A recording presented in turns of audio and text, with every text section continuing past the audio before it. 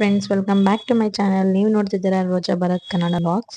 So ನಾನಿವತ್ತು ನಿಮಗೋಸ್ಕರ ಒಂದು ಹೊಸ ರೆಸಿಪಿ ಏನಪ್ಪ ಅದು ಅಂದರೆ chicken kebab. So chicken kebab ಯಾವ ರೀತಿಯಾಗಿ ಮಾಡೋದು ಅಂತ ಹೇಳ್ಕೊಡ್ತೀನಿ. ಸೊ ಅದಕ್ಕೆ ಏನೇನು ಇಂಗ್ರೀಡಿಯೆಂಟ್ಸ್ ಬೇಕಂದರೆ ಬೆಳ್ಳುಳ್ಳಿ, ಶುಂಠಿ ಪೇಸ್ಟ್, ಕಾರ್ನ್ಫ್ಲೋರ್, ಖಾರದ ಪುಡಿ, ಮೈದಾ, ಮತ್ತು ಕಸ್ತೂರಿ ಮೆಥಿ, ಸ್ವಲ್ಪ ಉಪ್ಪು, ಮತ್ತು ಬ್ಯಾಡಗಿ ಮೆಣಸಿನ್ಕಾಯಿ ಪೌಡರ್, ಮತ್ತು ಒಂದು ಸ್ವಲ್ಪ ಧನಿಯಾ ಪೌಡರ್, ಮತ್ತು ಇಲ್ಲಿ ಮೆಣಸಿನ ಪೌಡರ್, ಮತ್ತು ಒಂದು ಮೊಟ್ಟೆ, ಒಂದು ನಿಂಬೆಹಣ್ಣು. ಸೊ ಇವಾಗ ಚಿಕನ್ಗೆ 1 ಸ್ಪೂನ್ ಆಫ್ ಸಾಲ್ಟ್ನ ಆ್ಯಡ್ ಮಾಡ್ತಾ ಇದ್ದೀನಿ. ಅದಾದಮೇಲೆ ನಾನಿವಾಗ ಅದಕ್ಕೆ ಸ್ವಲ್ಪ ಅರಿಶಿಣ ಕೂಡ ನಾನು ಆ್ಯಡ್ ಮಾಡ್ತಾ ಇದ್ದೀನಿ. ಅದಾದಮೇಲೆ ಸ್ವಲ್ಪ ಒಂದು ಹಾಫ್ ಬೌಲಷ್ಟು ಮೊಸರು ಕೂಡ ಆ್ಯಡ್ ಮಾಡ್ತಿದ್ದೀನಿ.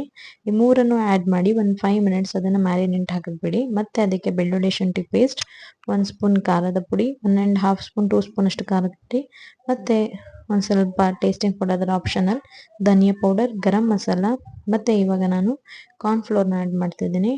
ಮತ್ತು 2 ಸ್ಪೂನ್ಸ್ ಅಷ್ಟು ಮೈದಾ ಕೂಡ ನೀವು ಆ್ಯಡ್ ಮಾಡ್ಕೊಳ್ಳಿ.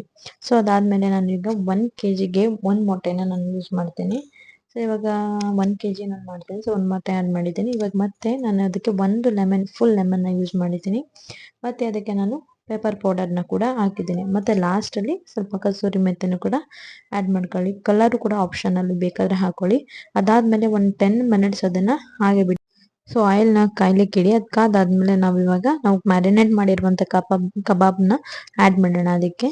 ಸೊ ಒಂದೊಂದೇ ಪೀಸ್ನ ಕೇರ್ಫುಲ್ಲಾಗಿ ಹಾಕಿ ಅದೊಂದು ಸ್ವಲ್ಪ ಅದಾದಮೇಲೆ ಮತ್ತೆ ಟರ್ನ್ ಮಾಡಿ. ಅದಾದಮೇಲೆ ಒಂದು 5-10 ಮಿನಿಟ್ಸ್ ಅದು ಕುಕ್ ಆದರೆ chicken kebab ready to taste. So ಯಾವ ರೀತಿಯಾಗಿತ್ತು ಅಂತ ನೀವು ಪ್ರಿಪೇರ್ ಮಾಡಿ ಮತ್ತು ಟೇಸ್ಟ್ ನೋಡಿ ನನಗೆ ಕಮೆಂಟ್ ಮಾಡಿ. ಇದೇ ಥರ ವಿಡಿಯೋ ಬೇಕಲ್ಲಿ ನನಗೆ ಕಮೆಂಟ್ ಮಾಡಿ. ಹಾಗೂ ನನ್ನ ವಿಡಿಯೋನ ಸಬ್ಸ್ಕ್ರೈಬ್ ಮಾಡ್ಕೊಳ್ಳಿ ಹೊಸದಾಗಿ ನೋಡ್ತಿದ್ರೆ. ಮತ್ತು ನನ್ನ ವಿಡಿಯೋಗೆ ಲೈಕ್ ಮಾಡಿ ಹಾಗೂ ನಿಮ್ಮ ಫ್ರೆಂಡ್ಸ್ ಫ್ಯಾಮಿಲಿಗೆ ಶೇರ್ ಮಾಡಿ. Thanks for watching. Lots of love.